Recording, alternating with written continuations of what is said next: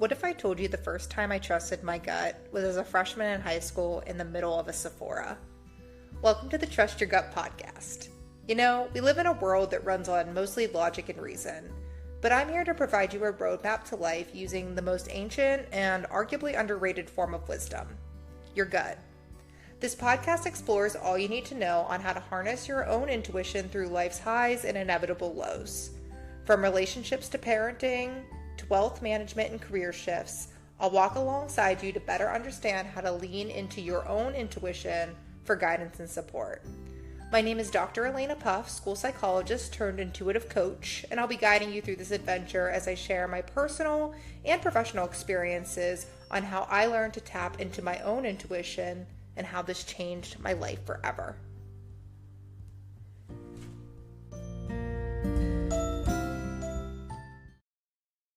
Hey everyone, thanks for tuning into the Trust Your Gut podcast. I wanted to jump on here before we dive into the actual episode and just let you know that given the sensitive nature discussed in this episode, I want to provide some trigger warnings. I want to provide some trigger warnings around suicide, infant and baby loss, as well as premature death. Thank you. Hello, and welcome back to another episode of the Trust Your Gut podcast. My name is Dr. Alaina Puff, and I'm going to be your host today. You guys are just stuck with me on this solo episode. You know, this episode, I'm just going to start right off the bat by admitting I am incredibly anxious and a little bit scared to talk about the topics that I'm going to address today. But as I talked about on my social media over the last few weeks, I really felt called to jump on here and talk about some updates in my life and things that have transpired over the past 6 months that have kind of been holding close to the heart. And I think now is time to share this with you all. My reasoning or intention for recording this episode and sharing my reflections with you all is multifaceted. I would say, first and foremost, this week in and of itself, I met somebody in the community whose story was very similar to mine. And I think the power of connection is one of the most underrated healing modalities out there.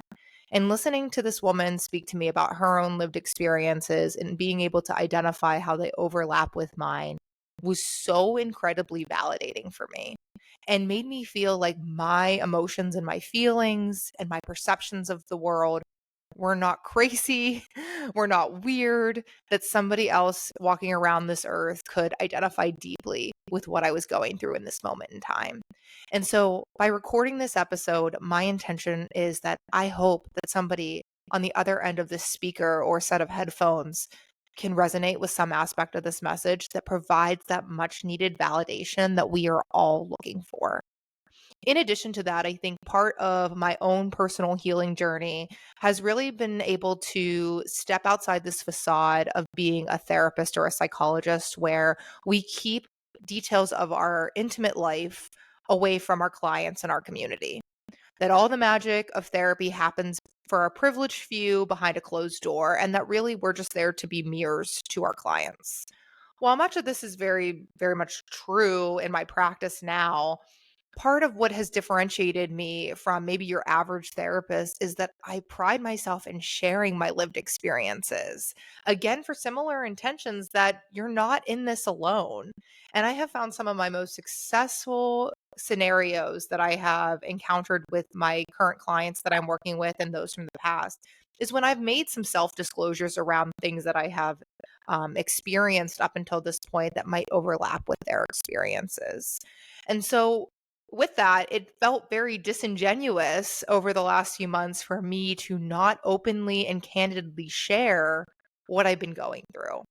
But I've needed this time to really regroup, to heal, to ground in, and really reflect on what specifically I would like to share with you. Because obviously, there are some details that are too personal that I want to keep close to me. My story involves other people, so it's very important protecting their confidentiality. And that what are the main messages or takeaways that I'm hoping you can move out of this episode and carry with you going forward.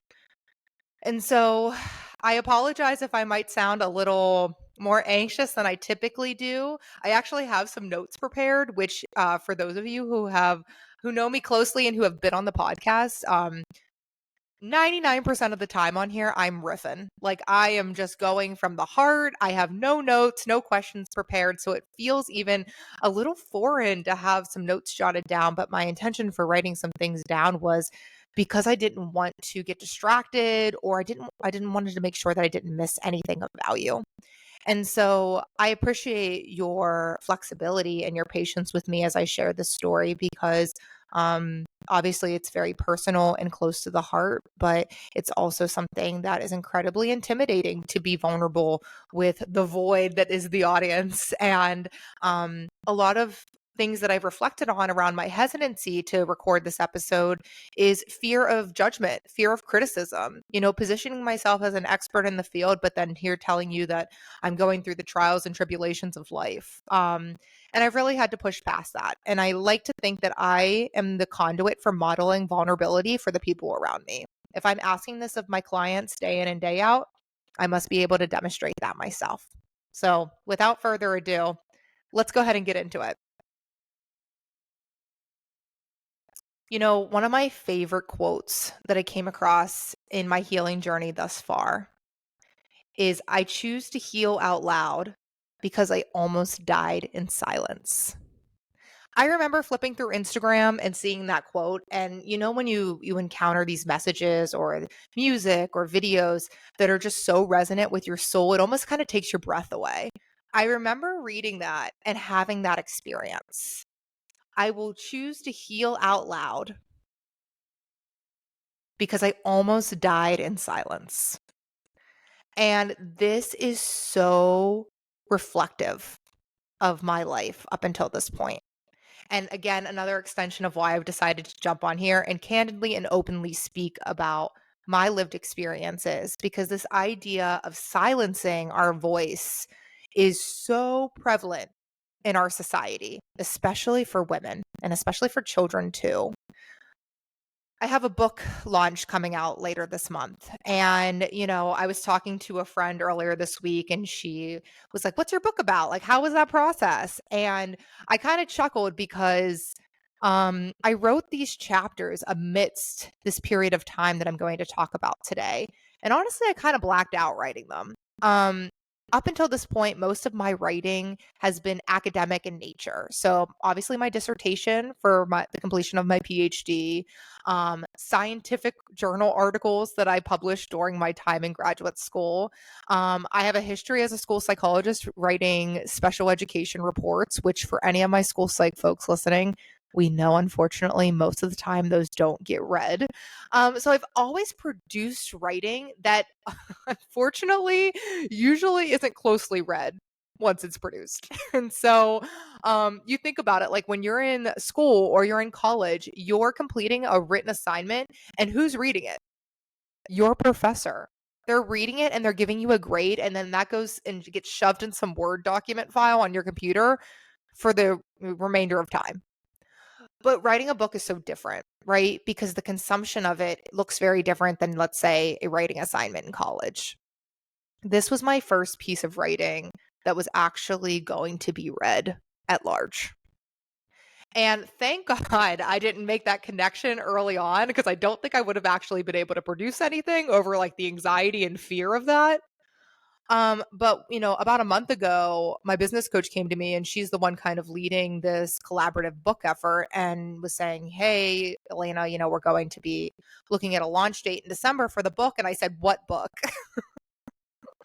And she's like, "What?" And I was like, "What book are you talking about?" She's like, "The chapters that we have met on and reviewed and all the things." And really, I had compartmentalized it in my mind as just a project that she was going to read at most. But really, what it came down to was this is something that is going to be publicly shared. And this is not just my professional or academic accolades being showcased in this chapter. This was really a product written from my heart.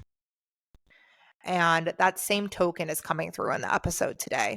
And it's new for me. It's new to speak openly in my professional identity, coming directly from my heart, where there's vulnerability and there's a sense of rawness and a sense of feeling exposed. And so this is something that even in my own journey to this day, I continue to work on and grow and lean into. And so the book chapter, I'm really excited about it. The title of the book is called Beyond the Sun, and it's a group of spiritual entrepreneurs. So, a fantastic group of ladies who have come together to talk about their lived experiences. We all write about our origin story. So, a lot of it is dating back to when we were children, which obviously I nerd out and geek out about. How we were very imaginative kids, how we played on the edges of fantasy and fiction, and then how we all kind of took our own unique directions and trajectories based on our professional careers. And we're all very different, but unified by some really potent underlying themes. And so we talk about those pieces of our origin, but then we also talk about our medicine. So, how has this transformed into our gifts? And for me, the whole basis of this podcast around trusting your gut is building a relationship with your intuition. If you've been following along, I've had some fantastic guests on here who have shared how they lean on their intuitive gifts to guide their medicine or their craft. And so for me, building my intuition changed my life. Connecting back to my intuitive knowing redirected my course in the trajectory of where I was heading. And now part of my medicine is being in service to highly intuitive children, adults, and families. And so I speak about my work, how I differentiate myself from a typical therapist or psychologist by working through the lens of intuition.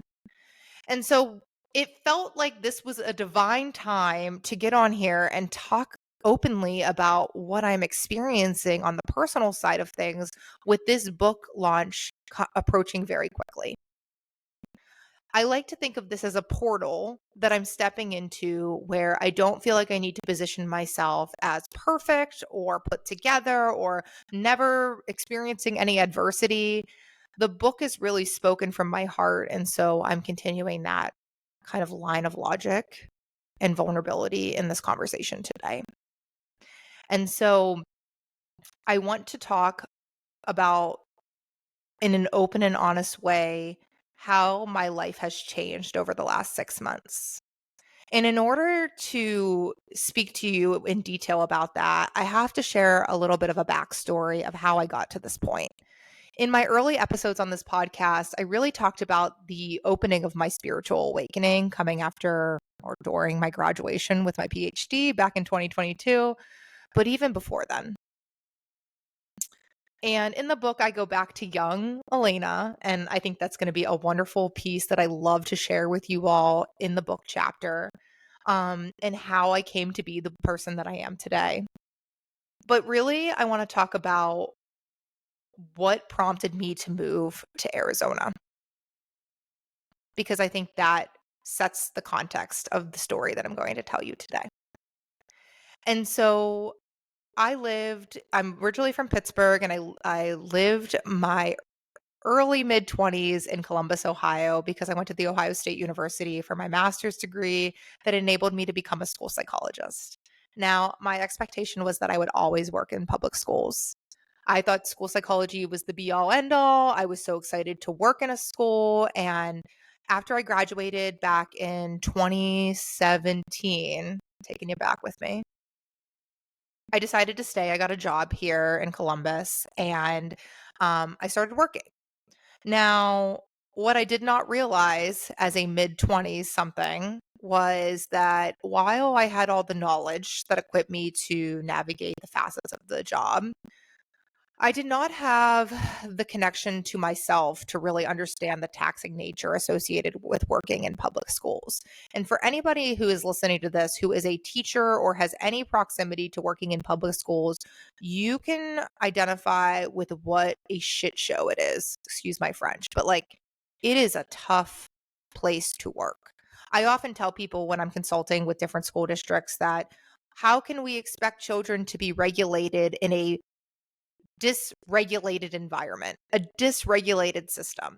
You walk into a school and it's hard to find one person who is truly calm in their bodies, who truly feels connected to themselves, to the earth, anything like that.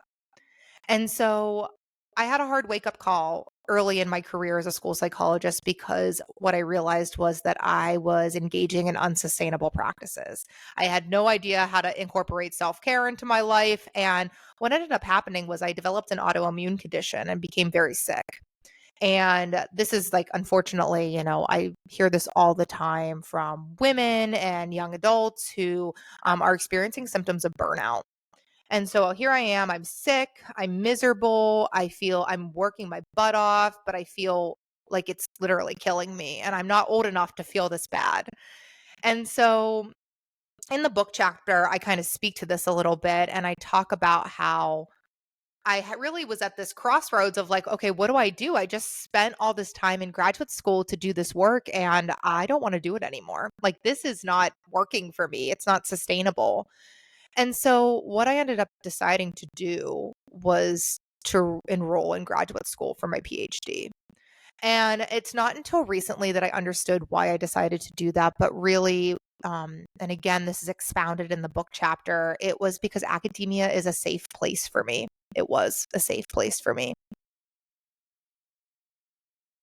In college, that was really the first time that I felt like I could truly flourish, that I was fully embraced and accepted, that I was allowed to let my inquisitive mind kind of take flight.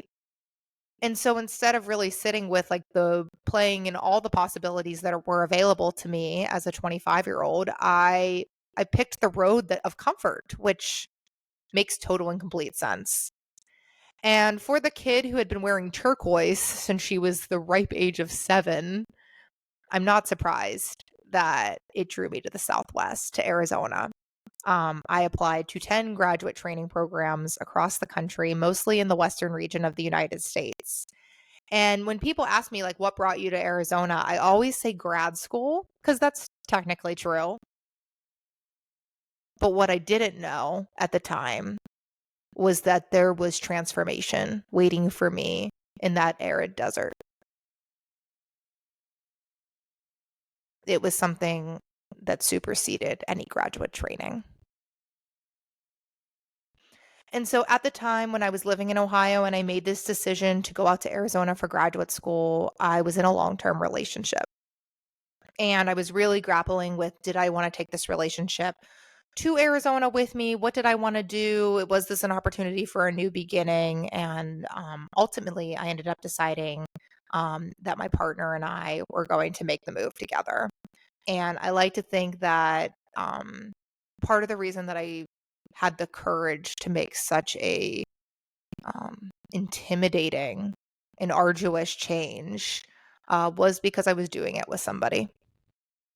And for my folks on the call who come from split families, you can likely identify with the fact that when you grow up in a home of divorce and you don't have good models of what a healthy relationship looks like, it can become very important and salient for you to create that in your adult life. And so I definitely could plug into that around um, wanting to make this work. So we moved out to Arizona and just a few months before the COVID-19 pandemic began. And um, I'd like to say that I found success and it was wonderful. But unfortunately, this move happened in 2019 and probably from 2019 until I graduated. So the next like three years were arguably the worst years of my life for a myriad of reasons. Um, I always say that thank God for my dissertation because that is what got me through the stay-at-home order, was just completely disassociating and throwing myself into work in true workaholic form. My partner's mental health deteriorated, which therefore the relationship deteriorated. I had no close connections because I was only in Arizona for a few months before we had to stay home. My existing support system was approximately 2,500 miles away, so that was obviously a challenge. And really, I just found myself feeling deeply alone. And there's something about loneliness that really, they say it's the silent killer is loneliness, especially in elderly populations. I think that transcends across the lifespan. Being alone forces you to look at things. It forces you to examine things more closely. But at the end of the day, as human beings, we are biologically driven to be connected to others. Just like what I began this episode with, we feel inherently connected when we are able to relate to things. And so I was silenced. I felt like I couldn't talk to anybody about the terrible, terrible days that I was experiencing, the terrible weeks and months I was experiencing, for similar fear of why I'm nervous sharing the story with you now. I almost died in silence because I was so afraid of being perceived as weak, as incapable, as not perfect. And so I put on a smile and I posted on Instagram the happy pictures. I did the prescribed role because I thought that's what I was supposed to do. And when I graduated in 2022, I had to make a really hard decision of what I wanted my life to look like. Did I want to continue on that trajectory that I had built up until this point, the facade that I was living behind, or was I ready to step into my truest, authentic self?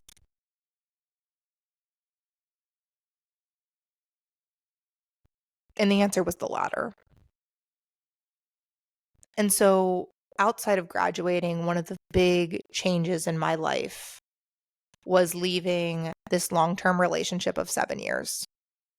At this point, I had spent most of my 20s with this person. I had moved across the country with this person. There were talks of marriage and having children and all the things. But deep down in my heart, I knew that this was not the relationship that I was meant to be in, that I was divinely called to. The relationship was deeply codependent. All kinds of things from my childhood were being projected onto it. It was fundamentally not making me happy. But at this point, I'd become so entangled in that relationship, I didn't know who I was anymore without it. And so, where this podcast picks up in the early episodes when I'm sharing my story is that spiritual awakening that pushed me off the proverbial cliff and into the unknown to develop into the person that is sitting before you now.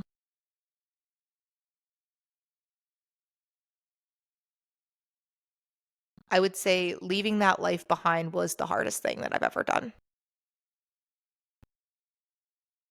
I would write like 10 more dissertations than having to do that again.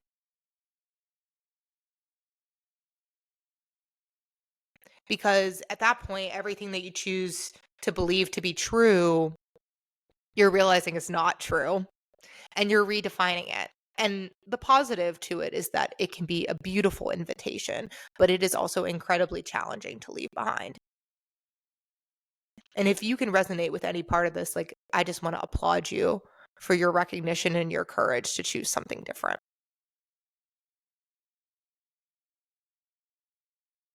So, after that graduation and kind of leaving this old version of my life behind, it was the part of rebuilding it. It was rebuilding my life.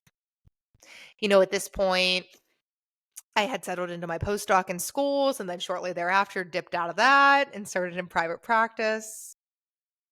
I had started really tending to the wounds inside myself that were neglected.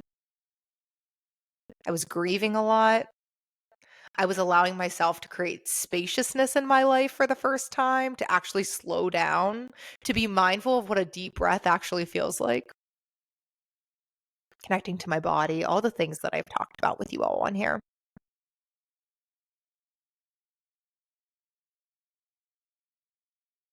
And so, where I want to bring you to speed now is I want to bring you to speed to April of 2024. because this really sets the stage for what these past few months have been. And so in April of 2024, I made a decision to book a trip to go back to Columbus, Ohio. Now, for context, if you're keeping up, that is where I moved from before I came to Tucson. At this point, I had not been back to Columbus since I moved.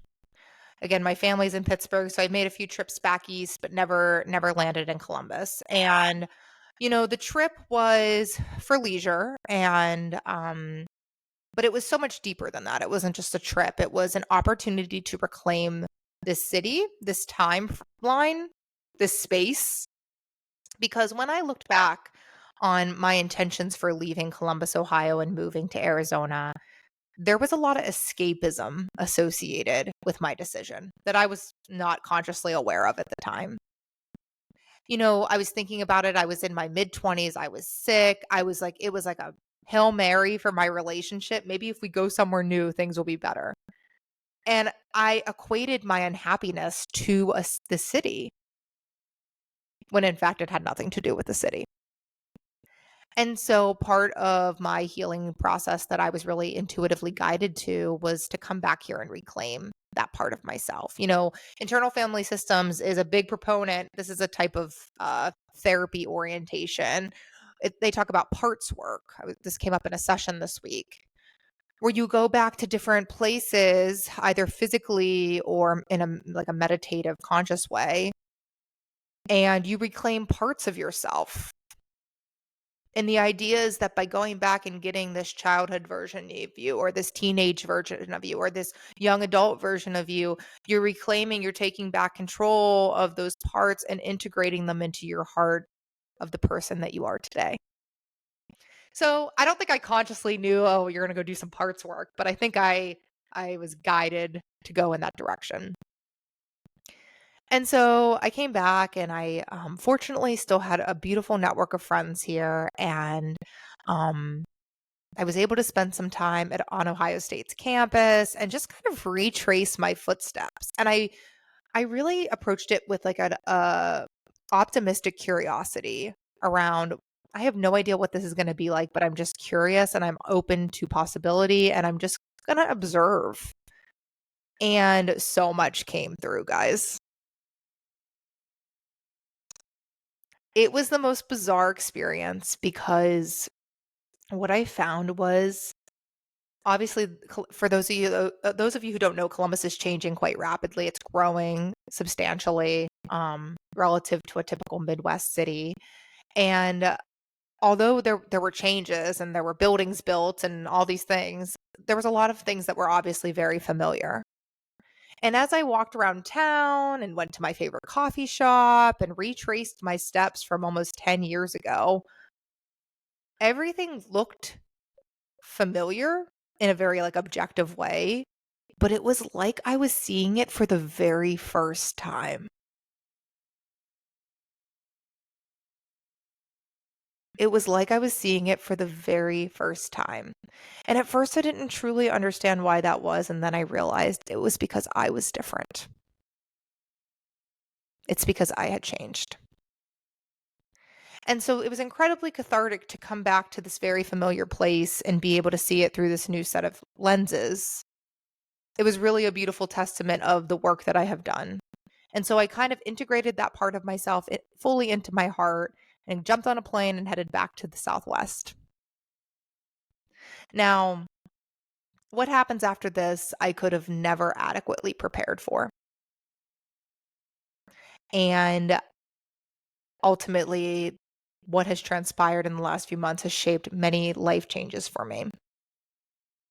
I did not realize that after leaving Columbus that I would be back in Ohio just 2.5 weeks later. Although I wouldn't be coming back to reconnect with friends or sightsee or retrace my steps, I would be coming back for a funeral.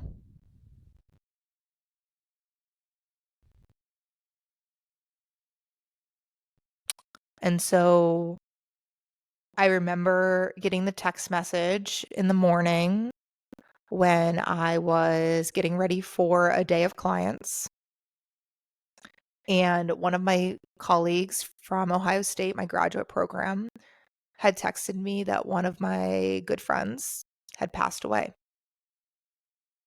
And she didn't just pass away, she was giving birth to her daughter. And they not only lost her, but they lost the baby as well.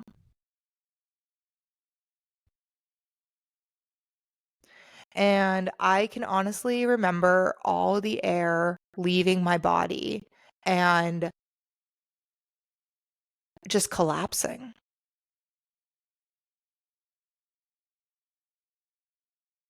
I have experienced grief and death and loss up until this point. This wasn't my first experience. I'll never forget my childhood dog passing away when I was in the 5th grade. I'll never forget that experience of trying to grapple with why is this happening from the perspective of a young child. But I think what made this loss different was how young she was, what a light she was to the world, and then the innocent life loss of this baby, of this child. I couldn't make sense of it. And what I thought about was that could be me. Like that easily could have been me. It could have been any one of my friends. Why would God do something like this? And up until this point, I have been building my connection to the universe, to source, to God, insert whatever feels good to you. And this is really one of the first times in this rebuilding of that relationship that I questioned him or it. Why would you do this? There's no rhyme or reason. This is an innocent life. So I jumped on a plane and I flew back to Cleveland, Ohio, where my friend and her family were from. And I gathered in the arms of my graduate school colleagues and we wept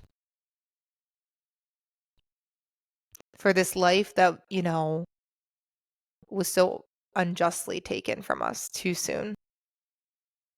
And, the only piece that I could really find in that moment from her loss was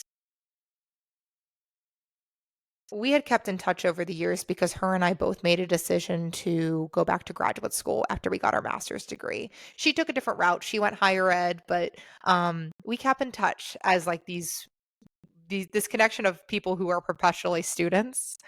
And the year leading up to her passing, we kind of it was the first year we really hadn't kept in great touch with each other. Just a lot of things were going on, a lot of changes. And so usually we'd, call each other every other month, but the few months had gotten away from us. And so in March, end of February, beginning of March, I got this intuitive ping to call her.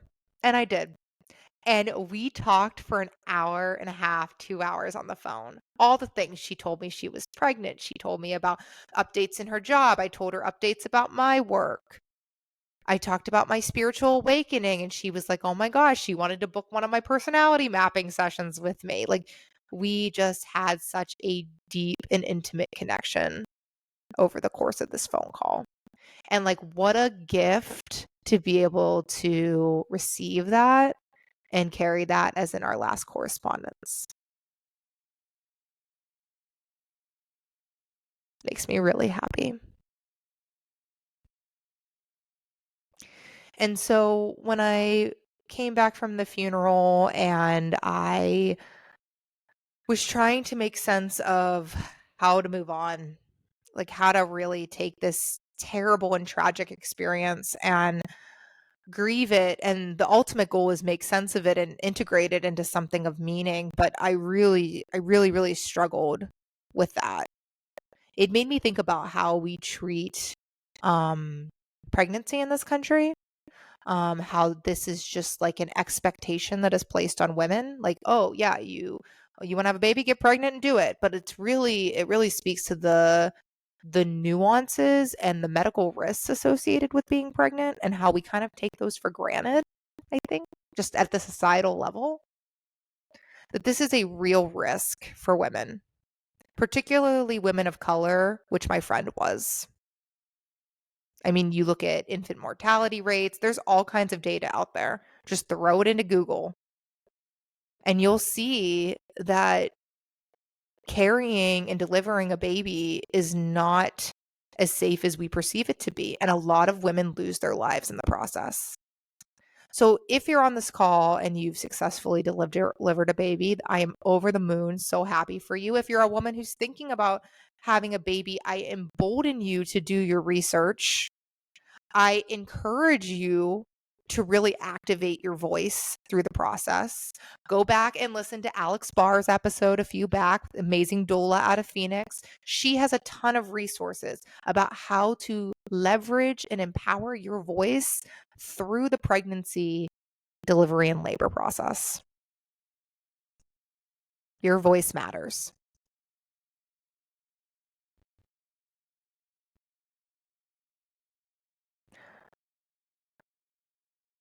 So with that being said, I'm it's May, and I am doing my best to make sense of this tragic loss. And I think one of the things that's really hard about being in more of a therapeutic or coaching role is that, you hold space for people on their worst days. And one of the most challenging parts of doing that is holding space for people when you're having your worst days and the compartmentalization that has to go on behind the scenes. It's something that has taken me a good 10 years to really get a rhythm down, but I'm not perfect. And a lot of the times, sometimes I'll even talk to my clients on really hard days. I'll either cancel a session or I'll say, I'm sorry if I wasn't able to show up the best that I could today. Because again, I want to model that it's okay if they don't show up their best some days. So that brings me into June. And, unfortunately, something else very tragic happens. Um, it was a Friday night, and I had just wrapped up work and got a workout in, and I was getting ready to have dinner. And I don't really get migraines very often, but I do get them sometimes when mostly when I'm dehydrated. It's maybe like a few a year. And I remember on this day, I had a terrible migraine. And so I do the classic, like, pop Excedrin, go in the dark room, lay on a cold floor, ride it out kind of thing. And that's where I was when I got this phone call. The phone call that would literally, again, change my life. I got a phone call from a detective. And unfortunately, I missed it. But you know how, I don't know, for folks who have iPhones, you can have visual voicemail. I screened the call because I was obviously incapacitated due to the migraine. But as I was reading this visual voicemail, it was a detective from Flagstaff um, asking me if I knew my ex-partner and to give him a call back. Now, for context, I spoke earlier about how leaving that relationship and leaving that chapter of my life was one of the hardest things I could ever do. And I'm going to give you a bit of insight why that is. Breakups are hard. It's a universal experience. Like, we all more or less experience some kind of breakup, whether it's a romantic relationship or a friend breakup or whatever it may be. Relationships are inherently meant to come in and out of our lives. And so we as human beings need to do our best to um, navigate that, but it's really challenging. Like, there's no way around that. For me, again, the codependency had been so deeply woven into my cells that, that definitely made it really challenging to leave the relationship, but also that my partner struggled with his own mental health symptoms. And I can remember being on my doctoral internship. I was working in community mental health in Phoenix, and I was doing therapy with all these high schoolers at a local high school. And I remember, they'd come in and they'd be talking about my boyfriend this, my girlfriend that. Like it was very relationally driven, which is appropriate for a bunch of high school teens. But I remember having this fear of like, it would often come up where my client would say, well, I hope my boyfriend doesn't do anything to themselves, or I hope my girlfriend doesn't hurt themselves. And I remember sitting across from them with like this pit in my stomach because when it comes to self harm or suicide or anything like that, we're as psychologists obviously very trained in assessing that in our clients, but I'm not assessing their significant others, their boyfriends and girlfriends. I have no connection to them. And I remember thinking, "Oh my god, I hope I never have to hold space for a client through this." Cuz that would be the worst, to lose their teenage significant other, their teenage boyfriend, their teenage girlfriend to suicide. Like I don't know how I would support them through it. And I remember that was a source of anxiety for me as a young therapist. Well, looking back on it now, it's because that's exactly more or less what I had to walk in my own journey. Leaving that relationship was the ultimate act of surrender and self prioritization, that I was either going to die figuratively in that relationship or become the person I was meant to be. It was really choosing my partner over myself or me over my partner. I had to make that decision.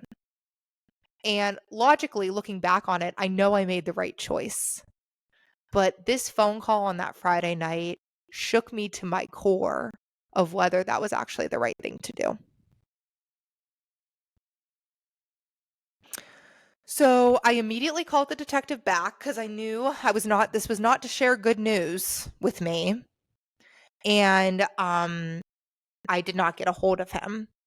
And so after um, I began to spiral, I knew in my gut, my intuition told me that there was something bad, something was wrong. And I felt so incredibly helpless.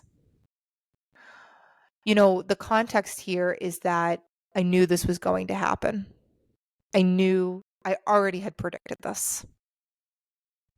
And the way that I almost predicted this was after that breakup, because of my former partner's mental health difficulties, and also just the fact that we were both from the East Coast, and we didn't have a lot of family out in Arizona. So there was this. It was a very amicable breakup, and we just kind of had this unspoken agreement that if we ever needed anything like help or we were jammed up, that we would be able to lean on each other.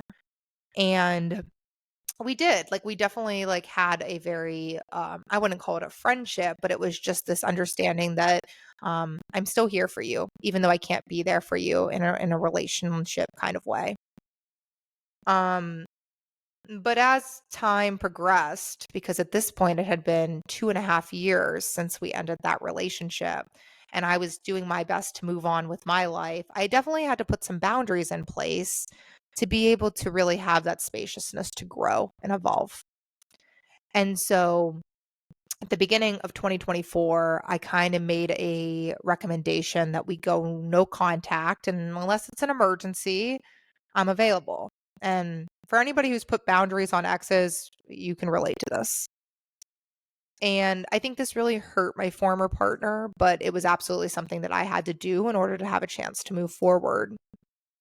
So that was at the beginning of the year. And in October, I woke up from a night of sleep in the middle of the night, completely covered in cold sweat. And it was because I had a nightmare. I had this really vivid nightmare. And I was so freaked out by it because what was in the nightmare was that I saw my former partner take his life.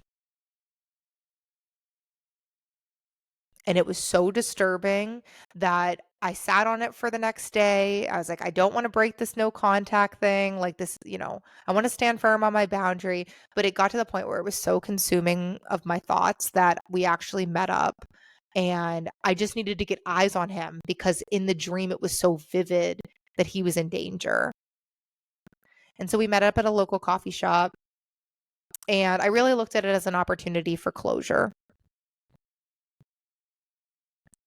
and to really like share the forgiveness that I had fostered in my heart, because there were a lot of things that I had been angry about and I had buried, and the wanting to get back together, like desires to do that, like, but I really wanted to show up and just offer my forgiveness and my love. And I believe that I was divinely guided to do that because that would be the last time that I saw him on this earth. And similar to my friend that I spoke about earlier, those last interactions, I am so eternally grateful for that they were positive. I'm so eternally grateful for them. And so I was able to say goodbye. So fast forward to June, I got confirmation that the person that I grew up with through my young adulthood, who I spent hundreds of thousands of days together with, took his life.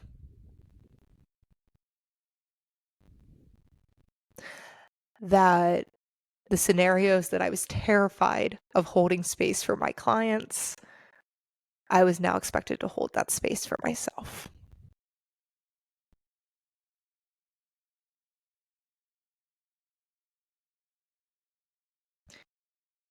I was stripped raw. My life stopped that day.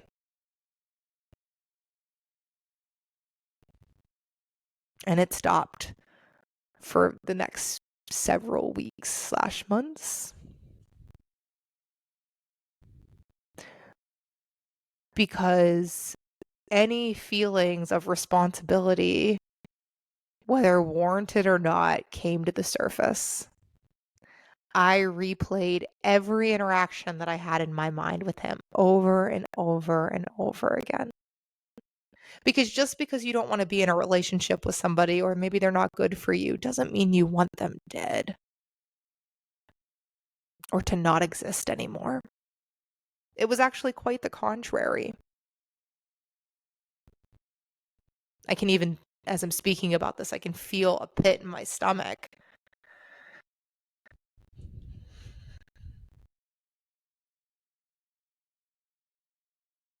Because what was done was done. And this loss felt completely different than my friends who had passed away at the end of April, because this was intentional. I screen for suicide multiple times a day, multiple times a week. I always say I talk about suicide like I talk about the weather. Because what research shows, for those of you who don't know, is that one of the reasons that actually draws somebody to really consider or act on suicidal thoughts is the stigma around it. It's not talking about it. So talking about it is one of the best protective factors.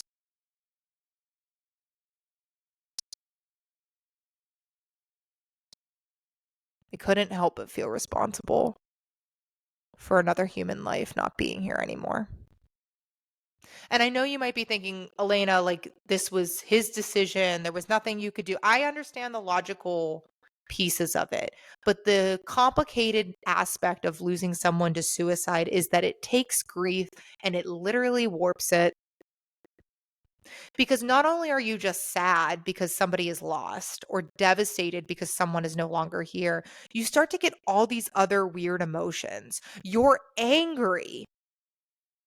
You're angry at a dead person. You're disappointed. It's these emotions that aren't characteristic of most death and loss. Somebody, your grandparents live until their 80s and they pass away. It's like they lived a great life. They had a lot of experiences and it was their time. This is not their time. Suicide takes that and removes that principle that it was their time, and it complicates it.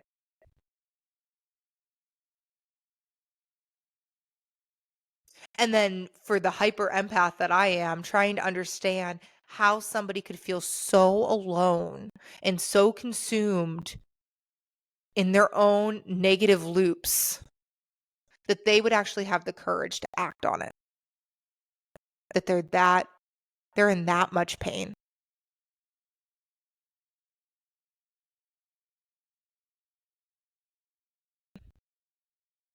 Everything around me in my life back in Arizona crumbled after this loss. It was like these two losses, just I could not make sense of it. And I found myself being mad at God again. Why is this happening? Why is the fear, my worst case scenario fear, coming true?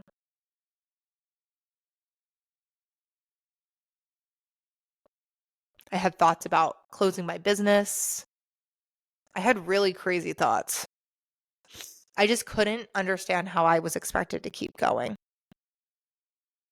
And I know that for anyone listening to this who's experiencing their own grief and loss, I know that you can plug into that.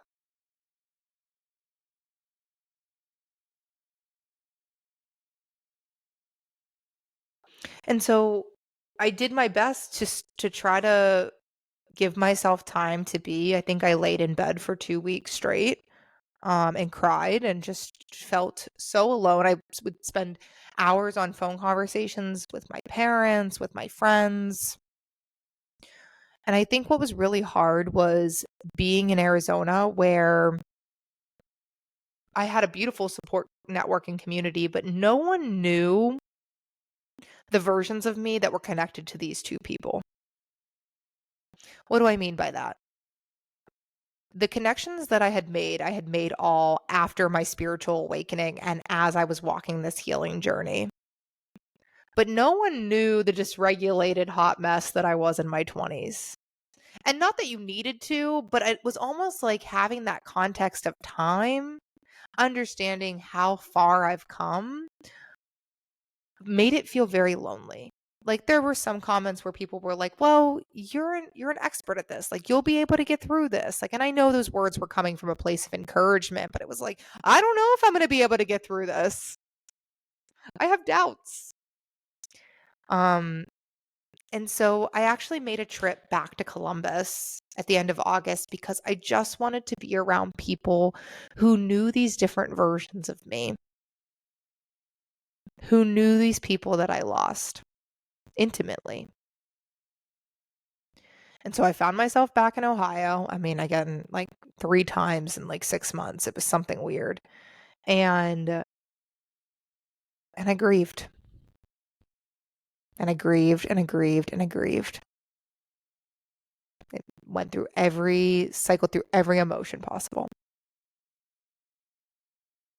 And I really sought the spaciousness and clarity to figure out what was next.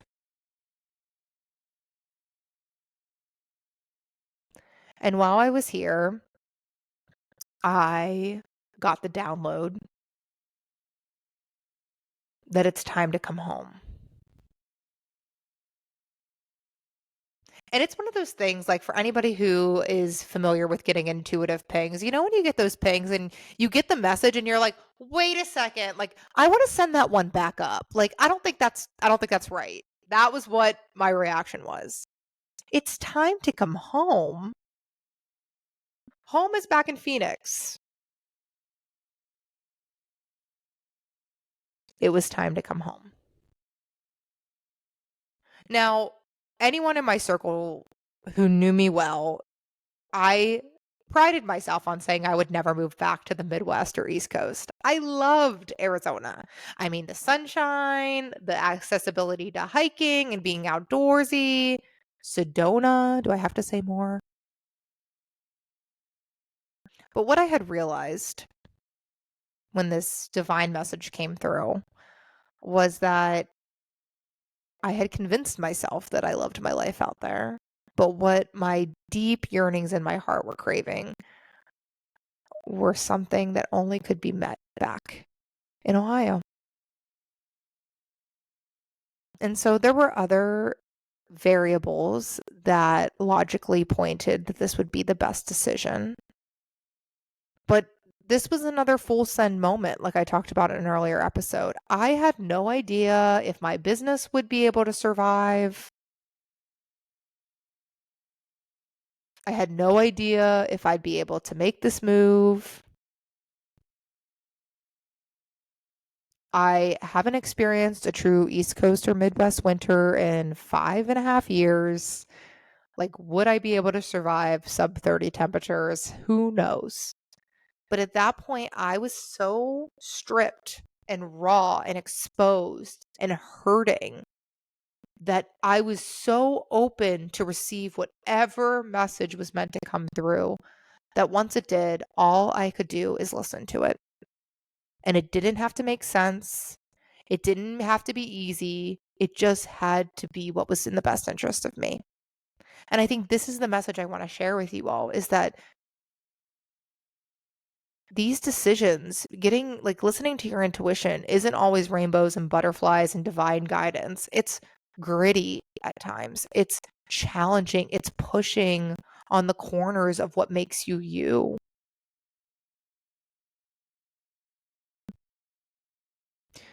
And so when I got back on a plane to go back to Phoenix, it was only 8 weeks later before I landed back in Columbus with all my worldly possessions to reside here.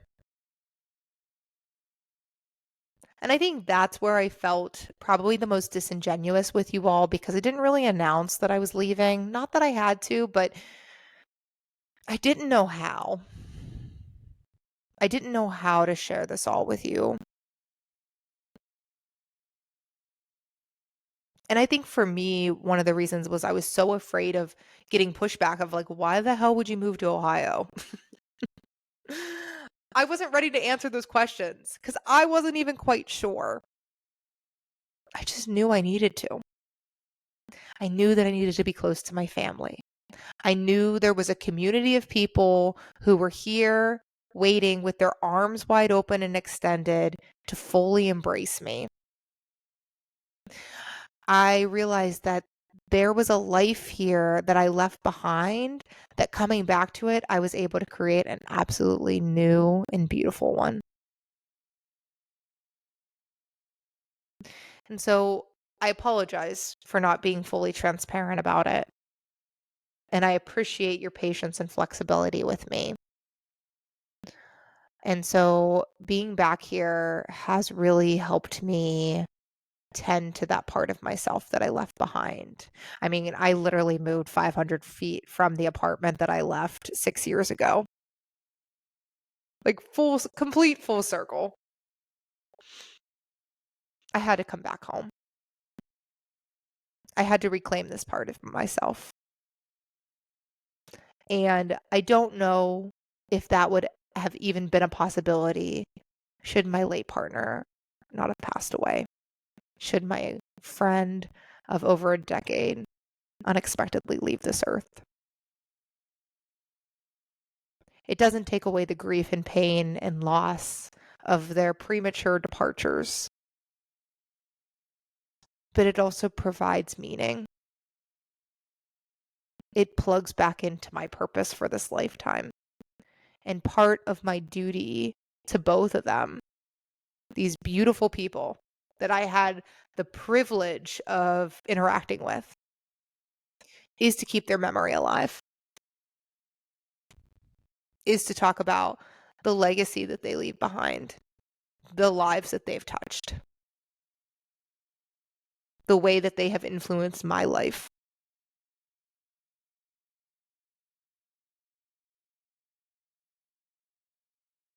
And so, yeah, I think that's a good closing point. That feels really good. Um, and I want to just thank everyone who hung with me on the recording of this episode. Thank you for listening. Thank you for meeting me where I'm at. Thank you for your understanding and your love, and supporting me during this really challenging season. And if you are going through a challenging season, I want to leave you with this. These challenges often feel so unfair and unjust. And it is totally understandable to get down on your knees and say, why me? But I choose to believe, this is my personal opinion, not my professional. I choose to believe that everything that is put in front of us is with purpose. And we are offered the invitation to figure out why. Good or bad, beautiful or tragic. And in the name of growing and evolving into our most authentic, highest versions of ourselves, we sit with that. And you are not alone. You are never alone. And so if you or anyone in your circle is struggling, my invitation is to pick up the phone, give them a call, go visit them. I'll also be linking resources to the suicide prevention hotline, so that you have them. To anyone in your life, especially this holiday season, be struggling with thoughts of wanting to end their life. There are so many resources out there. The statistics around suicide in this country are baffling, and we don't need to lose one more person. If we just lean back with our arms out and lean into each other, we are here for each other. We are here to be connected. So if there is anybody in your life that is needing that support, I highly encourage you, connect with them. Tell them you love them. Tell them you're here for them. Whether they take you up on it is their choice. But at the end of the day, it's just letting people know that we care and that we love them. So I am honored to be here. Thank you, thank you, thank you for allowing me to share my story with you, to share from the deep depths of my heart. Thank you for listening and supporting me on this journey. I know in my bones that big things are coming for not only me personally, but for Flow State, for this podcast. So much transformation is afoot, and I'm so excited to see what 2025 has to offer. We're calling in better days in 2025. But a special shout out to anyone who is feeling holiday grief or anything that might be extra heavy on their heart. Please feel free to reach out to me. I am here for you. I am navigating this first holiday season myself, so we can do this together. Thank you all again for tuning into the Trust Your Gut podcast. Dr. Alaina Puff, honored to be here with you, and I'll catch you on the next one.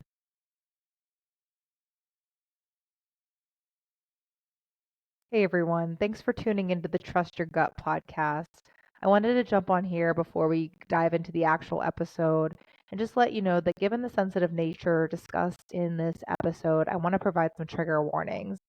I want to provide some trigger warnings around suicide, infant and baby loss, as well as premature death. Thank you.